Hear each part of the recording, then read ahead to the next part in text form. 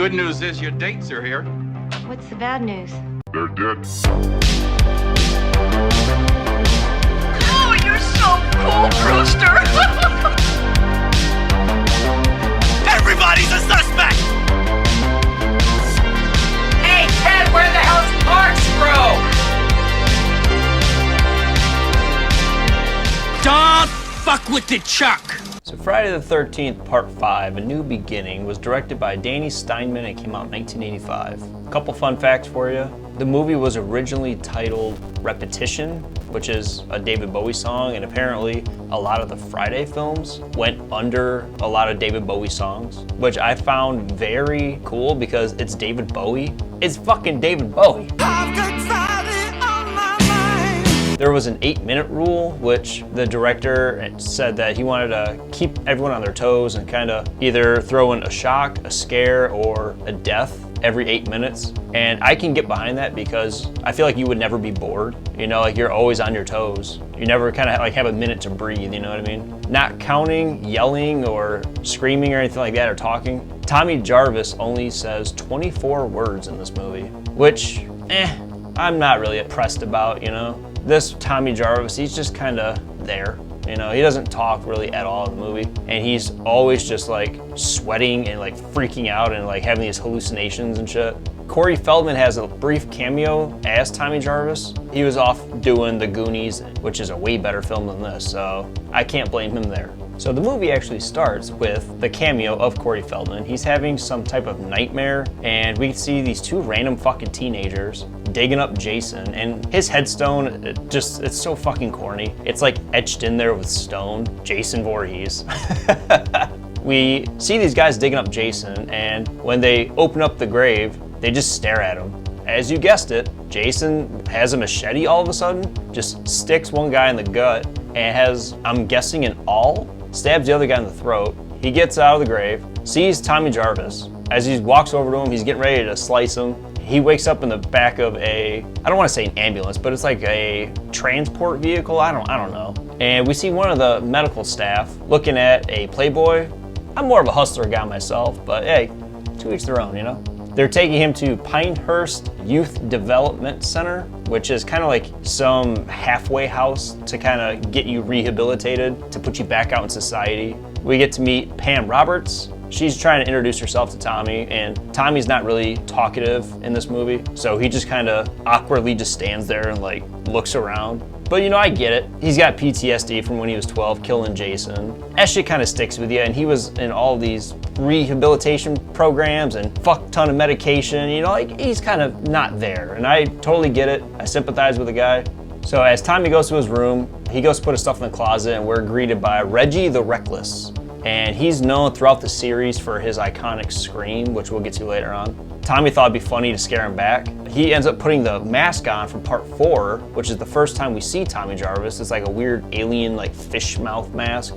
I think it looks fucking sweet, but he scares Reggie. Gave him a taste of his own medicine. The sheriff shows up to tell Matt, who is the director of Pinehurst, tells him that he found Eddie and his girl out having sex on Ethel's property. And we get to see Ethel, who's just this like dirty, I don't know, she's just a very foul-mouthed, dirty, like hillbilly. Would you shut the fuck up? We get to see Joey, who's like this kind of klutzy. He's annoying, but he doesn't mean to be annoying, you know? He just seems like he doesn't know any better. So you kind of like empathize with him a little bit. He's got like chocolate drizzle on his face, and he's asking the girls if he can help him with laundry, and he gets chocolate all over the blankets. Sweet chocolate. They pretty much tell him to piss off, and he sees Vic, who's this real macho dude chopping up wood, and he goes to see if he can help Vic, and Vic's not about that shit, so he tells him to fuck off. He ends up killing Joey with an axe and dismembers him. So the paramedics show up to Pinehurst, and we get to see one of the paramedics. His name's Roy Burns. Once he sees, like they lift up the blanket and see that's Joey, he kind of freaks out. Spoiler alert, it's his son. he abandoned him, I guess, or some shit. I don't know. They kind of briefly touch on it. He sees that he's all dismembered and he kind of tries to hide it, but obviously he's very like distraught about it. Then we get to see these two rejected T-birds from Greece pretty much. They break down having car trouble and one goes to take like a piss in the woods or some shit. We get to see one of the guys' named Vinny, Jason, takes a road flare and literally crams it down his mouth.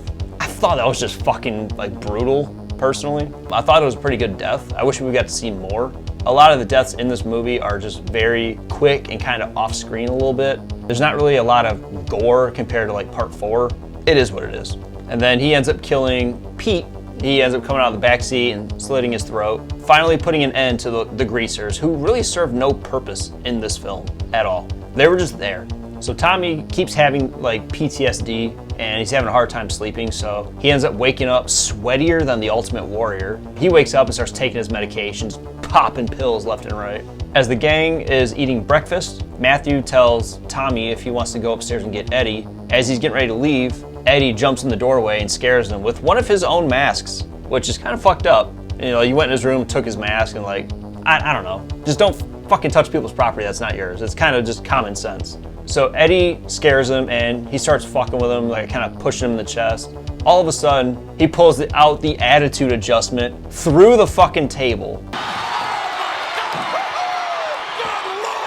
Ethel is cooking and we get to see her son Junior just like fucking stuffing his face, just chowing down on the shit.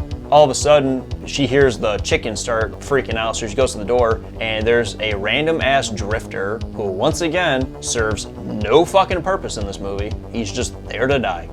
He tells her that he hasn't ate in a couple days, that he's willing to work for some food. She gives him the shittiest job, no pun intended. Clean all the shit out of the chicken coop and dump it behind the shed. You come back here when you got all the shit out, and then I'll fill your stomach. We get to see the paramedic that was looking at the Playboy, which hustler's still better. His name is Billy. So Billy goes to the diner. He's waiting to pick up Lana when she's getting ready to get off work. As he's waiting for her, he starts doing some Coke, toot, lines, blast, rails, nose candy, devil's dandruff, power flower, sniffy jiffy, booger sugar. My favorite part during this whole scene is when he goes Jason ends up killing him with an axe to the head, and as Lana comes out, she's in the car. She sees Jason's feet with a bloody ass axe, and when she tries to escape, she gets an axe to the girt. As usual with this movie, it's just very quick and just kind of off screen a little bit. We don't actually get to see it really go in her. It cuts away and it shows her like laying on the ground with an axe sticking out of her stomach. I want to see that shit. I want to see Jason being brutal. To me, even though this movie has a high body count, it's kind of lackluster in a sense. Maybe it's just me, maybe I'm just being too picky. We end up getting to see Eddie take his girl out to the woods to clap them cheeks. We see that drifter that's helping Ethel. We see him being a real fucking perv, creeping behind the bushes and shit. Unfortunately, he gets stuck in the stomach and Jason kills him. Once again, zero fucking purpose in this film. So after they have sex, which is like a fucking not even 10-second sex scene, he ends up going down to wash up in the river or the little creek or whatever. We get to see her, I forget her name already. Like this movie, it's as a whole, it's just kind of eh. She's laying there butt ass naked in the middle of the woods. It's a really long shot for some reason. Like she just keeps staring at the trees above her. Jason comes in with some shears and stabs her in the eyes, which I would have loved to see. I would love to see him stab it and kind of like close them and like fuck her face up.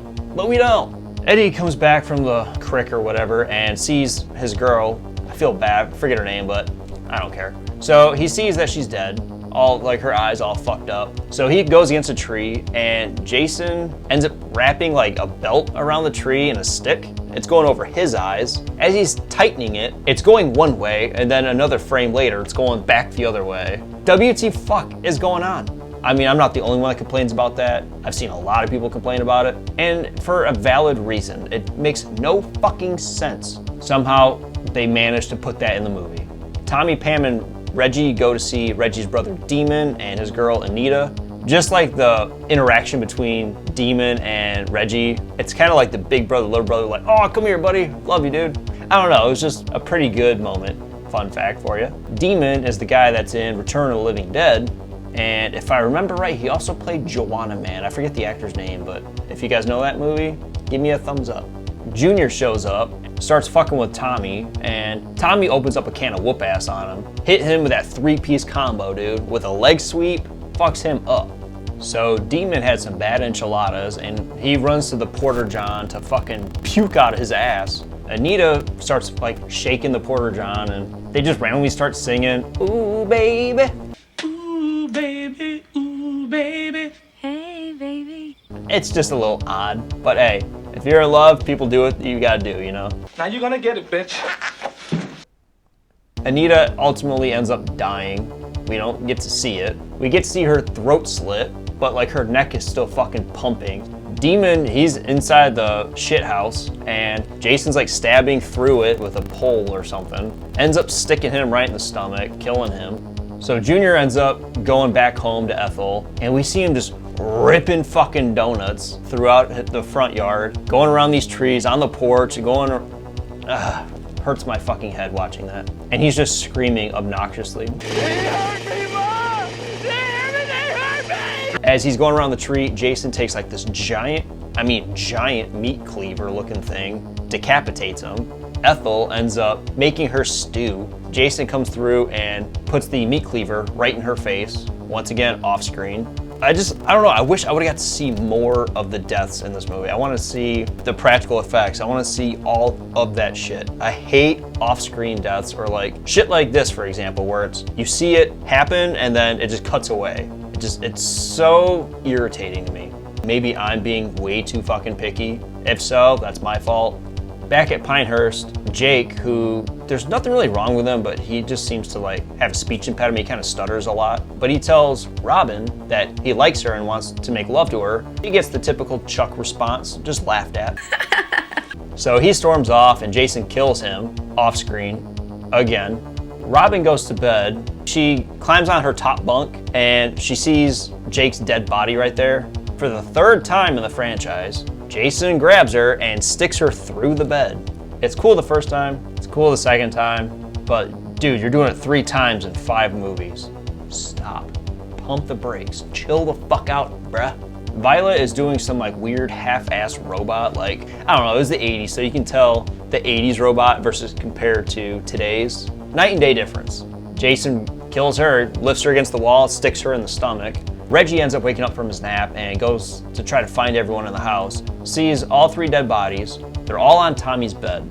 As he's walking backwards, Pam shows up. He tells her they're all in Tommy's room. She freaks out. She grabs Reggie. As they're running through the house, Jason busts through the door. It's a big like cat and mouse game. He's chasing them in the rain. They keep slipping and falling everywhere. They get separated at some point. I really dig the mask in this one with the blue streaks. I know it's nothing crazy. I don't know, I prefer the blue streaks over the red. Blue's my favorite color, so that could probably be why. I like the mask in this one. Not so much the coveralls or anything like that. I felt like it suited the movie. So they end up finding all the dead bodies. We get to hear the iconic scream that Reggie is known for, his ultrasonic scream.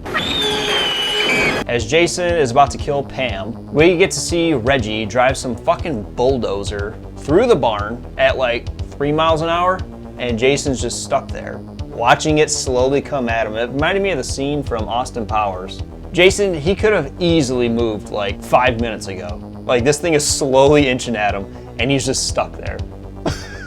As Jason is briefly knocked to the ground, he stands up. He's got a little boo-boo on his stomach, a little bit of blood. Pam and Reggie, they end up running into the barn. We have a proper Jason and Pam fight with a chainsaw and a machete.